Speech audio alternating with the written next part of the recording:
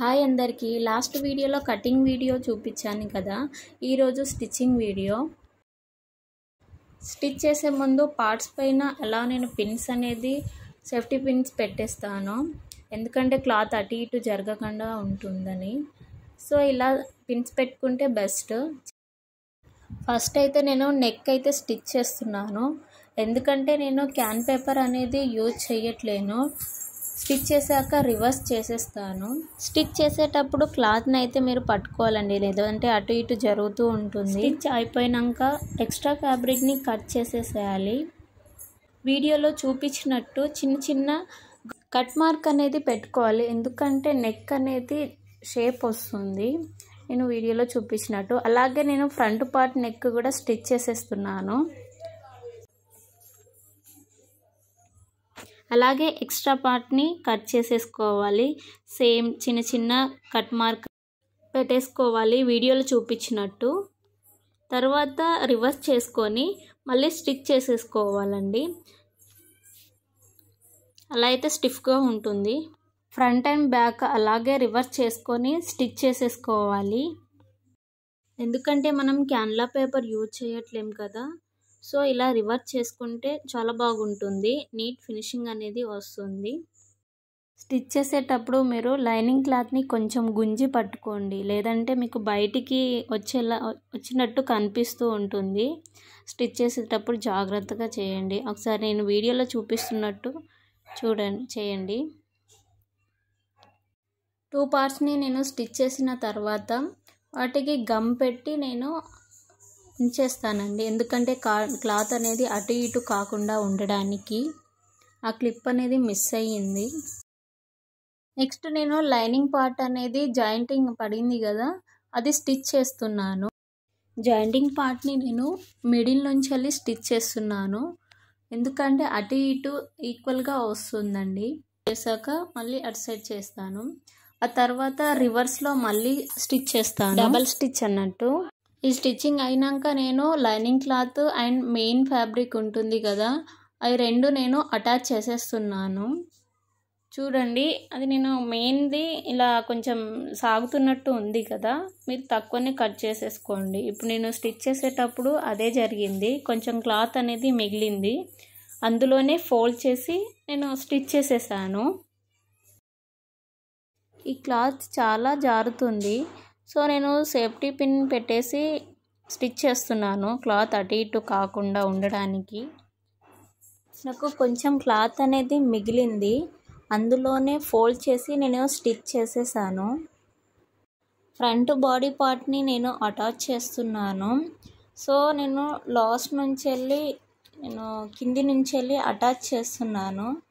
మీరు స్టిచ్ చేసేటప్పుడు ఒకటే అండి గుర్తుపెట్టుకోండి, మనం క్లాత్ అనేది నెక్ ఉన్న పార్ట్ని గుంజొద్దండి, మనం అటాచ్ చేసే పార్ట్ని కొంచెం గుంజి స్టిచ్ చేస్తే షేప్ అనేది కరెక్ట్గా వస్తుంది. కొంచెం గుంజి స్టిచ్ చేయండి. స్టిచ్చింగ్ చేశాక అండ్ డబల్ స్టిచ్ కూడా వేయండి.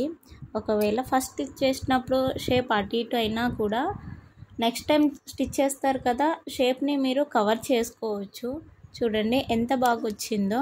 అలాగే అటు సైడ్ పార్ట్ని కూడా మీరు స్టిచ్ చేసుకోవాలి. బ్యాక్ పార్ట్కి నేను డాట్స్ అనేది పెడుతున్నాను. నేను మిడిల్కి ఫోల్డ్ చేస్తే 4 ఇంచెస్కి డాట్ అనేది పెట్టాలండి, అప్పుడే కరెక్ట్గా షేప్ అనేది వస్తుంది. ఇంకో టిప్ ఏంటంటే, మీరు డాట్స్ వేస్తారు కదా, కింద అనేది రఫ్ చేయాలి, పైన మీరు రఫ్ చేయకూడదు, షేప్ అనేది బాగుండదండి. 2 సైడ్స్ డాట్స్ అనేది పెట్టుకోండి.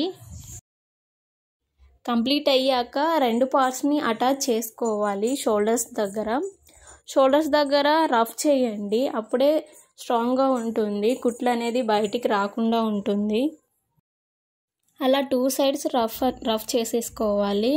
అండ్ తర్వాత బాడీ పార్ట్స్ అనేది ఈక్వల్గా ఉందా లేదా అని చెక్ చేసుకొని, ఎక్స్ట్రా ఉంటే సైడ్స్కి అనేది ఎక్కడ ఎక్స్ట్రా వచ్చిందో కొంచెం కట్ చేసేసుకుంటే సరిపోతుందండి.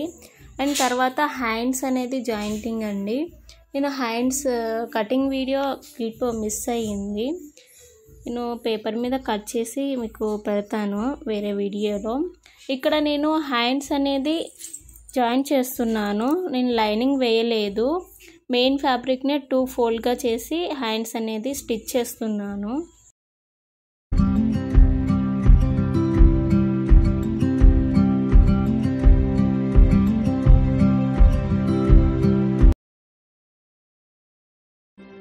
ఫస్ట్ ఒక స్టిచ్ చేశాక మళ్ళీ రివర్స్ తిప్పుకొని మళ్ళీ ఒక స్టిచ్ చేశాను.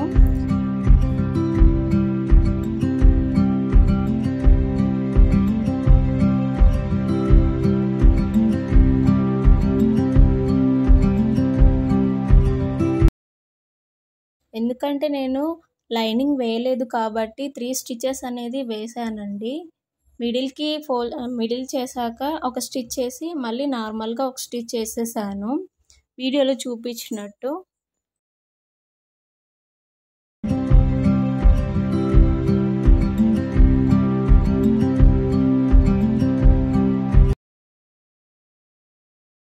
హ్యాండ్ స్టిచ్చింగ్ అనేది కంప్లీట్ అయ్యాక నేను పార్ట్కి అటాచ్ చేసేసాను. మీరు ఎప్పుడైనా సరే హ్యాండ్స్ అనేది షోల్డర్ నుంచి వెళ్ళే ఫస్ట్ మిడిల్ నుంచి వెళ్ళి అటాచ్ చేయాలండి, కార్నర్ నుంచి చేయకూడదు, కరెక్ట్గా రాదు.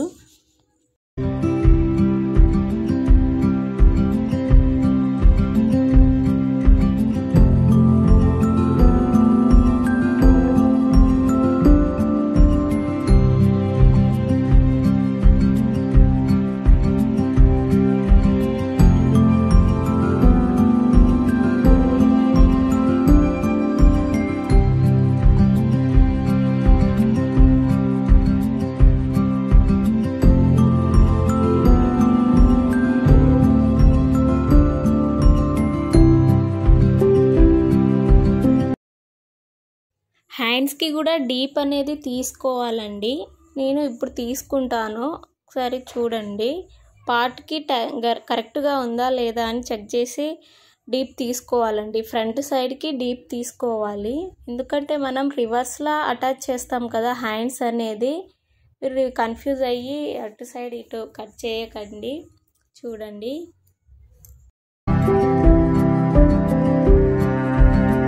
అటాచ్ చేశాక మళ్ళీ బాడీ పార్ట్ ఉంటుంది కదా, అది మనకి ఫ్రాక్ ఉంది కదా అది అటాచ్ చేయాలి.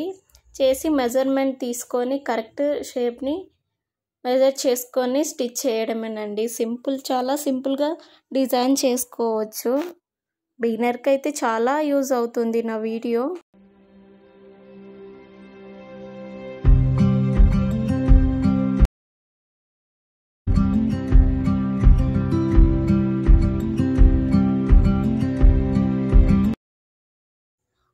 ఫ్రాక్కి నేను పీకో చేశానండి. ఆ వీడియో అనేది నెక్స్ట్ వీడియోలో పెడతాను, ఎలా పీకో చేసుకోవాలో. నా మిషన్లో అయితే పీకో అన్నీ అవైలబుల్గా ఉంది, సో నేను నార్మల్గా పీకో చేసేసాను. లైనింగ్ క్లాత్ని కూడా నేను ఫోల్డ్ చేయలేదు, పీకోనే చేసుకున్నాను.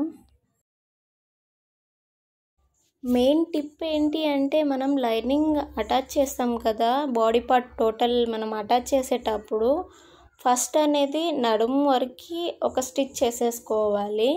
ఆ తర్వాత మెయిన్ ఫ్యాబ్రిక్కి ఒక స్టిచ్ చేయాలి, అండ్ లైనింగ్కి వేరే కలిపి చేయొద్దు. విడివిడిగా చేసి స్టిచ్ చేయాలండి, అప్పుడే షేప్ అనేది కరెక్ట్గా వస్తుంది.